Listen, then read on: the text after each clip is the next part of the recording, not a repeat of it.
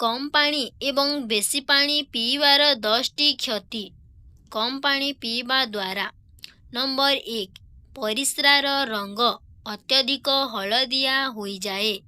Number 2 पाटी सुखिबाकू लागे।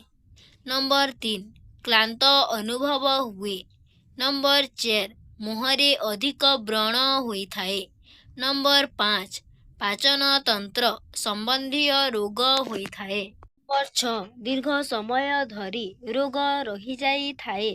Number 7 शरीर रे जलीय अंशर अभाव डिहाइड्रेशन होई थाए।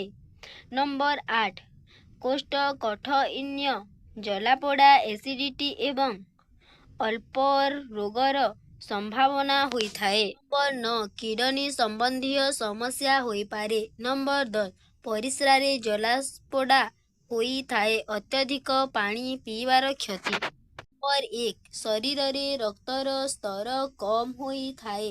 नंबर 2 बेसी पानी पीवा द्वारा आपणक परिस्रार रंग बहुत सफा होई जाई थाए किंतु हेल्दी यूरिन रंग ईषद हलदिया हेबा उचित। नंबर 3 बेसी पानी पीवा द्वारा पेट फुलिबार समस्या होई पारे। नंबर 4 शरीर रे अधिक पानी जमा हेबा द्वारा देह फुली जाई पारे जेउ कारणरू मुंड व्यथा और आंठुगंठी व्यथा होई पारे। नंबर 5 शरीर रे लुणर मात्रा कम होई थाए जेउथिरे कि लो बीपीर कारण होई पारे। नंबर 6 पानीर सीधा संबंधी किडनी रे होई थाए।